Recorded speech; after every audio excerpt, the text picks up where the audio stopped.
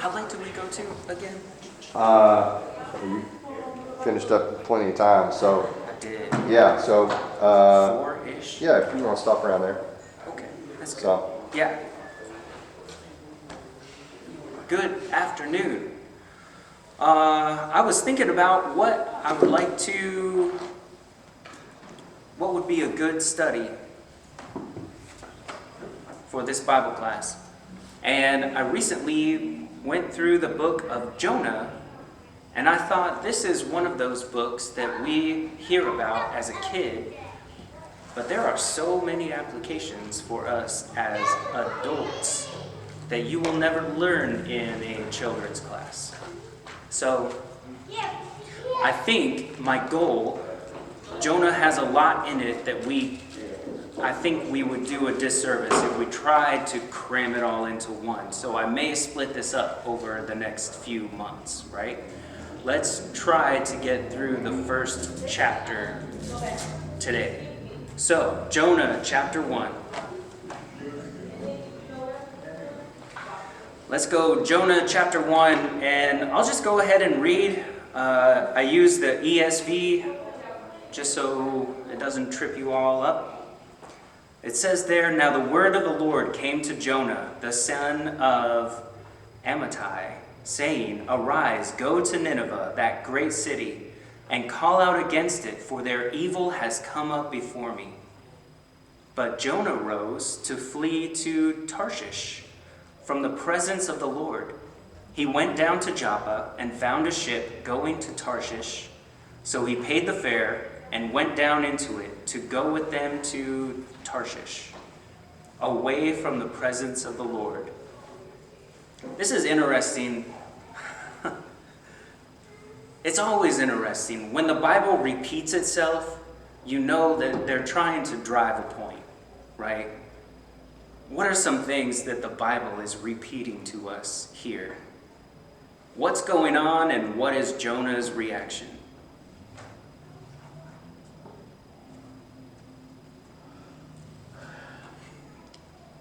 well, it's completely the opposite direction.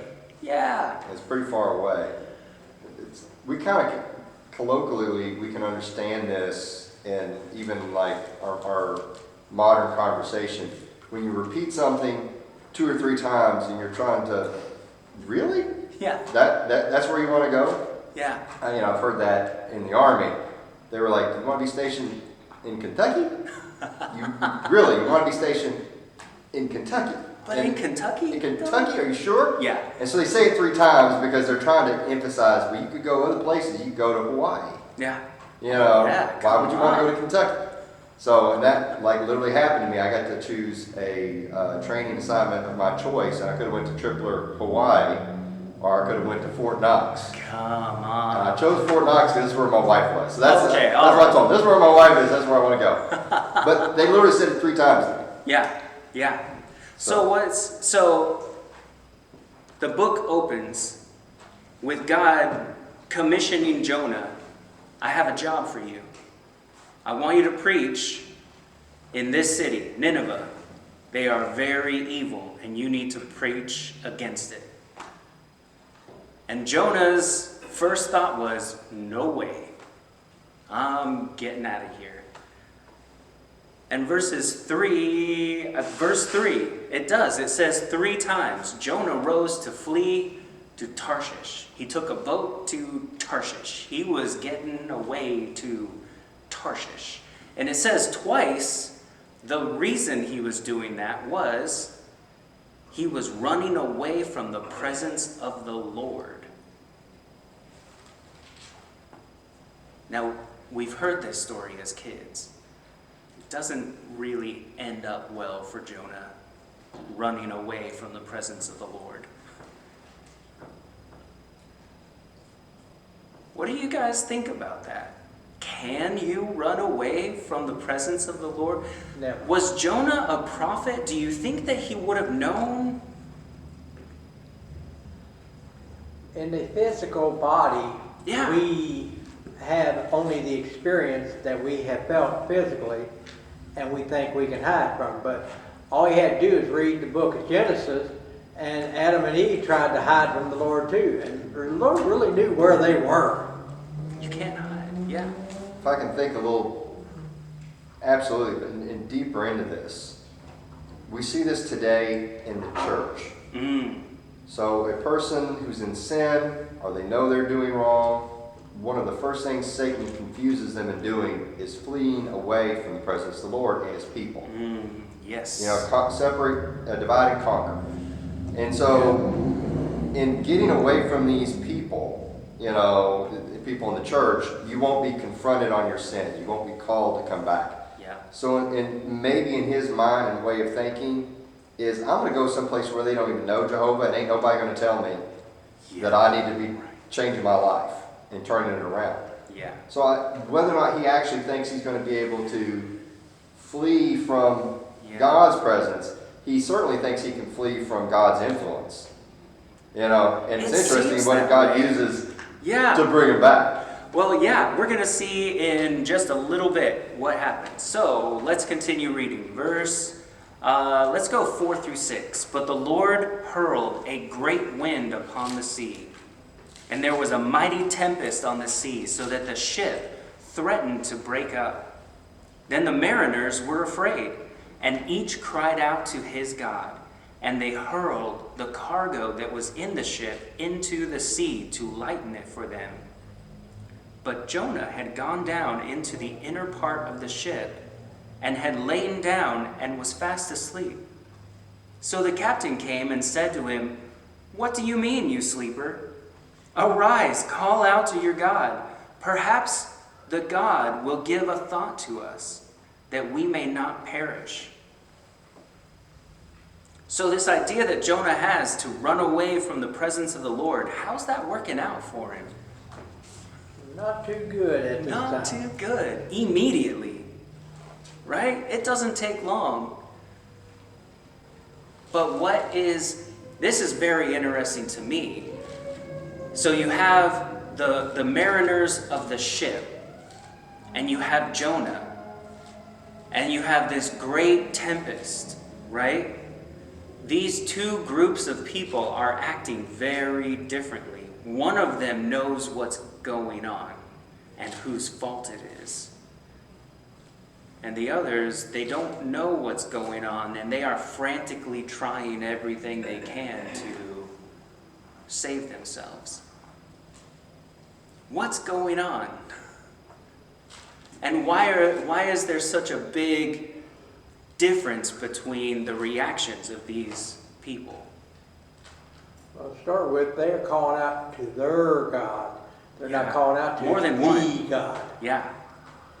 And therefore, they don't know what's going on because their God isn't telling them. Because they are depending on a God made by hand, not the God that made the hand. Yeah. So one God has power. And these gods they're calling out to don't have any power. No. Oh. Why would Jonah be sleeping? While these others are frantically throwing things overboard and calling out to all their gods. Why is Jonah sleeping? Because he knows he worships the real God? Yeah. But he's running away from him. Well, quite often we run away from people and we think we're running away from God. When people may not know what's going on, but the real God does. Yeah. Yeah. And how often whenever sometimes, I using personal experience, when I've gotten away from the church and stuff, things get bad, but I just ignore it. Like, this isn't because I don't have God, it's other reasons, you know? Right. It's so much easier to live like that. Yeah. Oh, yeah. Yeah, it is. Yes, God. 2 reasons why someone can sleep in peace when everything is falling down around them. One, Jesus did in the New Testament when in the ship, and he was able to sleep peacefully because he had confidence in God. Yeah. And that everything was going to work out. 2, you give up. You know, and so the other one is just like when, it's just like when depression has hit you and you don't care anymore. And so maybe not the confidence in God aspect in Jonah in this case, because he's fleeing God, but maybe he's so dejected. Because we see this kind of later as well, depression. Yeah, it gets really interesting in chapter 4. Yeah. Maybe he's just like, you know what, I'm okay with death. You know? Yeah. Jonah also knows that this is his fault. And instead of everybody's confronting their God, instead of Jonah confronting his God, the God, immediately he decides to go and sleep. And maybe this is kind of this something like, well, I don't want to confront that this is my fault for all of It this. could be, yeah. Yeah, that's a good point. So it could be, and you kind of see hints of this later on in chapter 4, where Jonah is basically throwing in the towel. It very well could be, but the captain of the ship comes and wakes him up and says, "What are you doing? Cry out to your God so that we've got all of our bases covered," right? And let's see what happens. Let's go verses 7 through 10. "And they said to one another, 'Come, let us cast lots, that we may know on whose account this evil has come upon us.' So they cast lots, and the lot fell on Jonah. Then they said to him, 'Tell us on whose account this evil has come upon us. What is your occupation? Where do you come from? What is your country? And of what people are you?'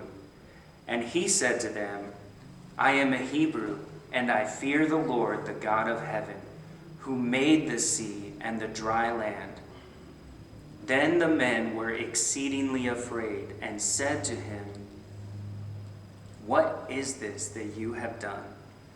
For the men knew that he was fleeing from the presence of the Lord, because he had told them."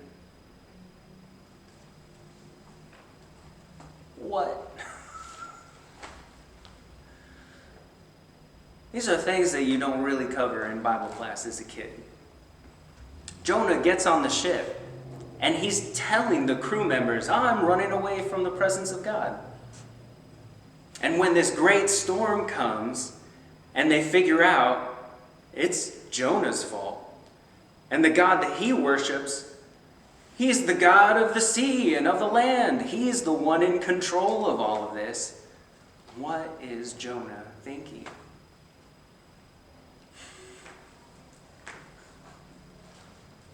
What do you think about that? The question is, what did the other people think about it, and did they change over to his God? Since they realized that his God was the one that was making the sea so rough in the first place and was breaking up the ship and all. Yeah. And I like that point that Kyle made earlier about Jesus in the storm, right? Jesus was calm because he knew who was in control. Yes. And it's the same here with Jonah, I think, but Jonah has a different attitude about it. Jonah knows who's in control, and he's trying to get away. So Jonah is not accepting any responsibility of his actions. He is allowing these people of the world who don't know God to panic. He's allowing them to panic. And it seems like Jonah is willing for everybody to perish because he won't take responsibility for his own actions, and he won't share with the crew what's going on. I feel like that's a good lesson on sharing the gospel, right? We are like Jonah. We know what's going on. We know who's in control. Some of us are trying to take responsibility for our actions. We see the ship sinking around us, right? This world is kind of going down the toilet. You can watch it every day on TV in real time. And what are we doing? Right? Are we ignoring our responsibility like Jonah is here? or are we trying to share the gospel with other people? Well, sometimes people will turn their back on God, but they still think they're right. Oh, sure, yeah. That's why we have so many denominations, Yeah. Yeah. especially in this country. Yeah. Well, and Jonah he's got a unique attitude about this as well, which we will see in later chapters. Jonah is such a unique prophet. He is unlike other prophets, right? Like Elijah or Elisha, who are out in the world, and even though they feel, man, I'm the only one left, they're telling others about God. Their situation is different. They're speaking the truth, but nobody is listening, right? Jonah is like, I know God, I'm just going to run away. It's very different. It's very interesting. You look like you're... Yeah. Yeah. I want to say another comment about this. In this particular section, we see the casting lots. It happens a few times in scriptures. Once for what land they were going to get. We see it here. We see it for the selection of the place of Judas. We don't know exactly, number one, what the casting of lots is. It's not specific. It's just a term. But it was a very common thing for people to do, to take a chance, right? This is how they would trust in the gods, is they would let chance decide. And the gods would randomly select. But here we see the God of the Bible, the God of the universe, using things that people already accustomedly use and do, and he, through providence, through his direction, still makes it come out for his purpose. So it's not that this is an approved an example of this is how we should decide things and let God decide for us. No, you turn to God's word. But again, here we see them taking a chance on what's going to transpire here. And the next section I'll comment about something else that's interesting about this, that these people, and what I think it was Mike, or maybe you alluded to, that this interaction is letting them know that there actually is a God. Yeah. So. Yeah. We will get to that. It's very interesting to see what happens later. About the lot, it reminds me of this passage in Proverbs 16, verse 33. The lot is cast into the lap, but its every decision is from the Lord. Right? Where we may think, oh, things are just randomly happening, and we can't see the purpose behind it or the design behind what looks like chaos. God knows. God knows what's going on. So what is happening here in Jonah? These people are trying to figure out what's going on, who's responsible, what can we do to be saved. They cast these lots, and it falls on Jonah, and Jonah spills his guts, and they find out, but it's because of you trying to run away from the God who is in control of all of this. What are you thinking? What are you thinking? Yeah, any other comments about that? Looks like Jonah preached to these people, whether he wanted to or not. Yeah? Yeah. And There's a couple here. Yeah. Oh, go ahead. What my father said about potentially running away from the presence or from people. It's kind of funny how God uses this, how still people call him out. Yeah. They're just Gentiles that are now calling you out. So you can't really escape being called out. You have to embrace the Lord. Yeah. And I would much rather be called out by like being, or not necessarily called out, but being persecuted because I'm in the Lord, and being Yeah. called out because I'm not. Yeah, that's a good point. I was gonna say, and there are a lot of things that, it kind of seems kind of weird, because if I was on a ship today and it was going down, I wouldn't be like, let's cast lots to find out who's doing this.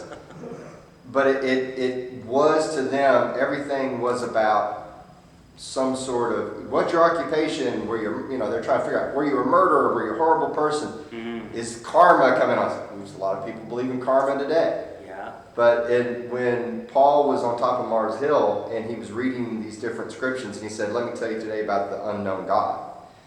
Interestingly, before he had got there, I can't remember how long had passed, 60 years, something along that lines maybe, maybe longer. They had a pestilence come into that city. And they brought in a person that was going to help them figure out the determination of why the pestilence had come there. So his solution was, well, we need to figure out what God we need to pray to. So bring up all these goats, these lambs, bring them and release them. And whatever temple they go to, that's the God that demands a sacrifice. Oh, goodness. So these things were going everywhere, Yeah. including going out into the bush and stuff like that. They weren't going to a temple. And so they were concluded based off that, well, there must be an unknown God that we're not honoring. So let's create a place to honor this unknown God. And so in this kind of mysticism that they would have here, and again, it's not lost today because there's still people that, want to blame everything on karma or God is against it. Yeah. And they might erroneously, even if they understand contextually the God of the Bible, they'll think that their problems are because of the God of the Bible. They'll take something like this, like Yeah. Jonah, and they'll say, I'm being punished because of this. And no, you brought it upon yourself, whatever issues are going on in your life, or Yeah. a random chance. But again, this is this idea of this is a supernatural event happening here with Jonah to make this happen. Yeah. When my tire goes flat in my car, it is not a supernatural event where God flattened my tire. So, Right. no casting of lots necessary. I think that's an important distinction. So, and it's a difficult thing this is a difficult concept to explain. The simplest idea is everything that happens to me is determined by whether I'm a good person or not, right? If I'm a good person, God is going to bless me with good things. If I mess up, he's going to act like Jonah, this book, and everything terrible is going to happen. And it's all my fault, right? The book of Job proves that theory wrong, right? The whole book of Job. Why is this happening to me? I haven't done anything wrong. And God says, you're right, and you don't need to know.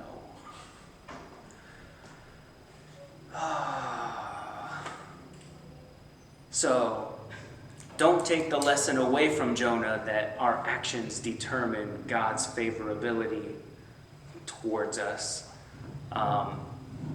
Like we talked about this morning in the sermon, God's grace covers all sin. Once we understand that concept, and once we choose to have a relationship with Christ, as long as we are doing our best, God doesn't expect perfection. He's not even expecting perfection from Jonah. He asked Jonah to do something, and Jonah is rebelling against God. That's a big deal. This isn't just, oh, I'm trying, God, I'm trying to preach and I just messed up. No, he's running away. God has a purpose for him, and he's running away from his purpose. Any other comments before we move on? Yeah, Just one Yeah. other. Oh, there's a couple. Good. Very quick. The obvious thing here is, if God wanted to, God was really trying to persuade him with all the things that were going on. He was persuading. I'm still here. I'm still requesting. So, but with the blink of an eye or one word, God could have made him do exactly what he wanted him to do. But he wanted him to do it willingly. And like we encourage our kids to do things, you know, he was using every method without physical harm to encourage him to do what he's asked. Yeah, that's a great point. Yeah. One thing I was going to say too is that I'm realizing now that Jonah really highlights on the impartiality with God, because it starts off by saying, hey, go preach to Nineveh, which is an Assyrian city. It's not even Jewish at all, which is odd, but kind of shows that God watches out for them just as much as he was watching out for his own people. Yes. But also the fact that like a prophet of God, a spokesperson of God who is rebelling, is being treated among these Gentile like sailors. Hey, he doesn't have any personal favoritism towards like a spokesperson of his. Like he'll treat him just as anyone who rebels or something. So yeah, that is a really good point. So in a way, you could say that God is showing Jonah mercy in this instance, right? God has every reason to just lightning bolt Jonah down. He's rebelling against God. There's no excuse for that. But God has a purpose, and he cares about Jonah. Not only does he care about Jonah, he cares about these people in Nineveh. Yeah. Just because you don't follow God's will, God will still use you to do other things. Like how in this way Jonah showed all of these people on this boat that God's real. That's bonus, yeah. Like it's like so applicable today because you have so many bad people or corrupt people or so many people that are not necessarily in the Lord but still do good for other people, and that's because God is still using them. Even though he wants them with him, he will still provide things for them. Yes, God's will be done. Whether we are actively participating in it or not, God's will be done. Yeah. One thing on Chester's comment as well, we have to remember that this is God that can do anything. And you read Acts chapter 8, right after the Ethiopian eunuch's conversion, Philip was called away. Yeah. So God could have waited for him to get all the way to his location and then boop, put him right back in Nineveh. So you're right. This is through grace. This is nudging him, trying to get him to do the right thing. You know, God could have just made him there. Yeah. But, you know, he didn't. He let him get there another way. Yes, he did. He's trying to show Jonah a message, right? It's not all about you and what you want. Let's keep reading. Where did we leave off? Verse 11. Yeah, verse 11. Let's go through verse 16. Then they said to him, "What shall we do with you, that the sea may quiet down for us?" For the sea grew more and more tempestuous. He said to them, "Pick me up and hurl me into the sea. Then the sea will quiet down for you. For I know it is because of me that this great tempest has come upon you." Nevertheless, the men rowed hard to get back to dry land, but they could not, for the sea grew more and more tempestuous against them. Therefore they called out to the Lord, "O Lord, let us not perish for this man's life, and lay not on us innocent blood, for you, O Lord, have done as it pleased you." So they picked up Jonah and hurled him into the sea, and the sea ceased from its raging. Then the men feared the Lord exceedingly, and they offered a sacrifice to the Lord and made vows. Whoa. Question is, did they turn their back on their own gods? That we don't know. But what we do know is God made himself known to this group of people, and they recognized we're crying out to our gods and nothing is happening. Suddenly, when we obey the voice of this God, the sea calms down. Mm-hmm. That had an impact on them. And what did they do after that? When they recognized, oh, this God must be real. They gave him an offering. Yeah. And they made vows. I don't know what those vows were. I don't know how they lived their life past this point. But what we do know, what is recorded for us, is God made himself known to these strangers who did not know God. And when they obeyed the voice of the Lord, it had an impact in their life. Well, like I said, did they turn their back on their God, or did they just make this God one of Just their an gods? extra bonus God? Yeah, I don't know. We don't know. Yeah. Well, we know this story is referenced by Jesus Christ, and he gives it as an example of himself. So this is a type. Yeah. I find it interesting, though, that this is an exact inversion. So the men on that ship for this crime were innocent, and they were unwilling to give up the guilty man Yeah. and to cast him off. Yet for the Christ, he was the innocent one. Everyone else was guilty, Yeah. and they were more than happy. They wanted to cast him off. And so it's interesting how, That is a great point. Yeah. it's just completely inverted. So these men were much more noble than the people in Jesus' day. And of course, that's kind of the point Yeah. that he talks about that. And that these men, immediately upon realizing when they cast this man off that there was a God, they turned to that God. Whereas when you see that these people that did what they did to the Christ, and we know that while he was living, that there were many that believed in him but feared the consequences and did not obey. Yeah. The same thing after he was crucified. There were many that believed but still refused to obey. Yet they know that there's a God. Yeah. And so it's again, it's kind of an inverse there. It is. It's very interesting. So, oh man, there was a point that popped into my head.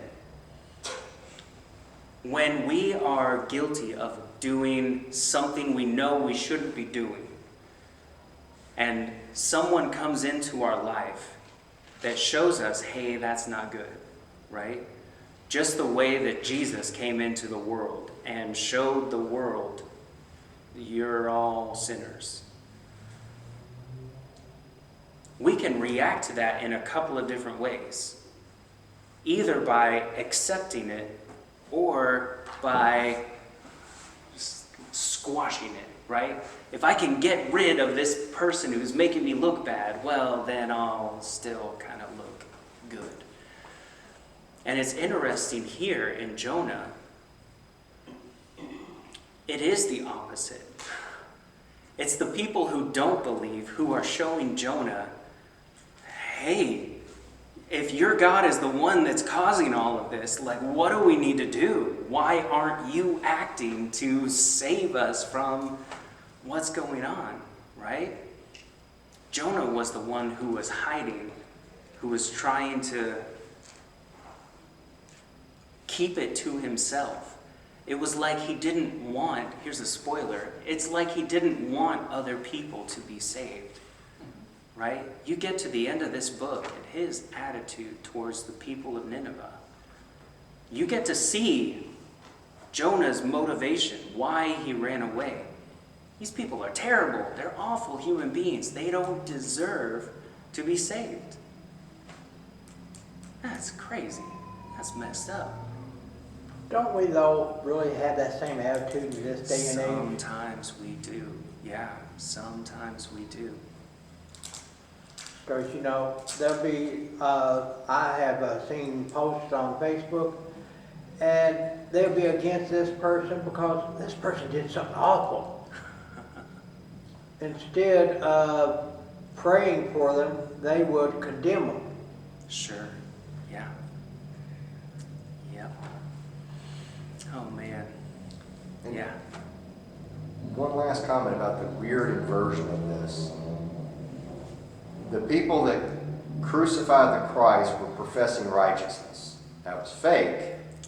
You know, the Pharisees, the Sadducees, the Sanhedrin, they were professing godliness. Historically, seamen and soldiers were generally not the type of people that profess any kind of righteousness or godliness. Right. We're generally rough people. Yeah. And they had no allegiances to him. They were not of the same tribe. They were not even the same kindred. They weren't Jews. They had no allegiance to him. These are rough men, probably. They're not righteous men. And yet still, they did not want to give him up. Instead, they tried to save him and get the Even shoulder. after they found out what they needed to do, they were trying to row as hard as they could because they knew if we throw him overboard, that's it. He's gone. And they didn't want to do that. That's a great point. Anything else before we read the last little bit here of chapter 1? Okay. So what happens to Jonah? Here's the cliffhanger until next month.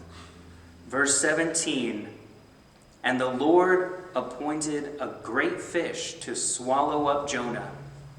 And Jonah was in the belly of the fish 3 days and 3 nights. Dun, dun, dun.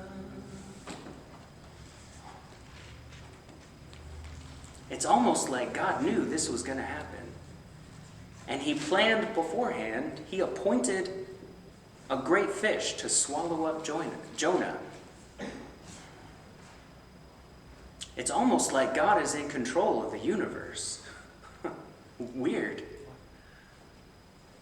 Right? Isn't he in control? I believe he is. He holds the very germ in his hand. Yeah. What's still funny about it is because Jonah knew that the entire time. He says, I'm a Hebrew of God who created the heavens and the earth. Like he acknowledges, hey, I know God's in control of everything. Yeah. I just don't like his decisions. Yeah. Uh-huh. Yes, Kyle. Again, we don't really know what kind of fish or sea creature this is. Big enough to swallow a man. Big enough to swallow a man, but God, again, prepared it, had it planned to provide its purpose, which again reminds me of Jesus when he needed to pay a tax. Cast the line, brings in a fish, here it is. Yeah. God's going to provide, and this is, we can take this lesson today as well. I was teaching this yesterday to a couple. We put so much on ourselves to provide and to take care of and to plan and to do. But God, yes, we do provide, but God is providing for us through us. Our job, our health, our wealth, everything is because of God. So we need to take our emphasis off of me, I'm doing this, and understand that providentially God is taking care of everything. Yeah. And like I was saying, look, it doesn't matter. The government could go bust tomorrow. Yeah. Inflation, the money could be worthless tomorrow. It might be. We still have to have. We're laughing nervously. Yeah. It could be. We still have to have confidence Yes. that Yeah. it will work out for us according to God's plan. Yes. And that's all I'm saying here is Jonah or no one else would have thought a fish, a sea creature, whatever it is. No one would have thought that, but God planned it. This is a thing, and I think it's, man, we live in such a world today, and we have things so easy in America that when we hear things like God's word, we say we trust in God's word, but when we hear things like, oh, remember the lilies of the field, God provides. And we think, I don't think so. Well, do we believe it or not, right? And it's the same with the concept of grace, right? Saying that God provides does not give us a license to sit on our butts and watch TV all day. That's not what God is saying. God is saying, if you're busy doing the things that you're supposed to be doing, I'm going to take care of you. Right? Your 401k may not be what you want it to be. God is going to take care of you. You may not have the nicest clothes. You may not have the biggest house, the fanciest car, right? But it doesn't matter. God is going to take care of you. And it's the same here with Jonah. God had a purpose for these people in Nineveh. Whether Jonah, whatever he was going to do, God was going to bring Jonah to these people of Nineveh to preach his word. It's going to get done. Yes. And it's kind of a coincidence that Jonah was in the belly of the fish 3 days and 3 nights. I don't think that's a coincidence. Was not Jesus in the belly of the earth for 3 days and 3 nights? There's a parallel there, I think. Mm-hmm. Yeah. So I guess Jonah was the antitype of the coming Christ. Yeah, the And- antitype? I forget what. Okay, I think. Which The is- antitype is Christ and the type Oh, would be okay. Jonah. There we go. Yeah. It's like the typewriters that you have at your house. I love those typewriters. They're Yeah. great. Yeah. And it's interesting, God told him to go. Mm. And Jonah could have decided any which way he wanted to go and how to get there. Yeah. And again, God's providence, he provided for him to get there. It wasn't the way he planned it because he didn't want to go. But Yes. in this regard too, and what I mean by that is, even if we are like, no, I am not going to do the Lord's will. It's just like Esther. Yeah. Mordecai said to her, maybe this is the purpose that God put you in the place that you are. But if you don't, God will find another way. God will provide. And like you just said earlier, God's will be done. Mm. It will be done with us or without us. Yeah. We'll be rewarded or we'll be punished. But either way, it'll happen. It makes me think of, oh man, where's this passage? Hold on. And let me search here.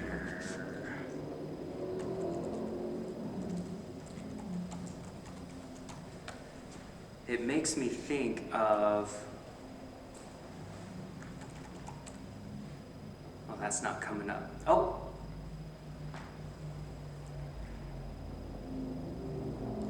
No, it's not. Okay, I'm thinking of the passage. Maybe you guys can help me with this. It's a little bit different, but when the people were praising Jesus, I believe, and Jesus was saying, hey, even if these people don't, the rocks would cry out. Oh, yeah. Where is that passage? I don't remember where it's at. Anyway, the point that I'm making is just exactly what you were saying, right? God will be glorified. His will be done whether we are choosing to be a part of it or not, right? And that should give us great hope because we're trusting in the Word. Luke chapter 19. Is that Verse it? 40. Yeah, Luke chapter 19. Let's read that. Verse 4. Verse 4? 40. 40. Oops. Yeah, and fearing that we might run on the rocks they... Oh no, that's the wrong one. Why is it not pulling up? Luke 19:40. Yes. Oh, yeah. So the Pharisees, here we go. Let's start in verse 37. As he was drawing near, already on the way down the Mount of Olives, the whole multitude of his disciples began to rejoice and praised God with a loud voice for all the mighty works that they had seen, saying, "Blessed is the King who comes in the name of the Lord. Peace in heaven and glory in the highest." And some of the Pharisees in the crowd said to him, "Teacher, rebuke your disciples." And he answered, "If these were silent, the very stones would cry out." Right? Whether we are a part of God's plan or not, God is going to be glorified. If You have can to use imagine stones to do it. stones. Yeah, what? Even if he has to use stones to do it. Yeah. Or a big fish. Or a big fish. We're coming up on time. And we've reached the end of chapter 1. So next month, Lord willing, we will get into Jonah's reaction to being swallowed by a big fish. And it's very interesting. We will talk about that next time. I appreciate your comments. Yes, Kyle. One last thing that I can say that because I've been comparing and contrasting Jonah to Jesus. But there's also a lot of comparing and contrasting to Jonah and us. Yeah. And so many times, for whatever reason, fear, distraction, pleasure, we turn away from doing what we know that we should do. Or our bad attitudes. Yeah.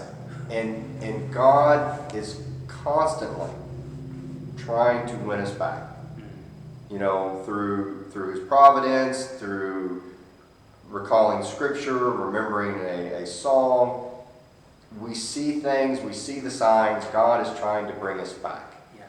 And there are times, and this is when we're truly departing from God, and God is not part of our life, that's when it does feel like we're being swallowed whole. And the thing is, we reference Satan as a roaring lion seeking whom he may devour.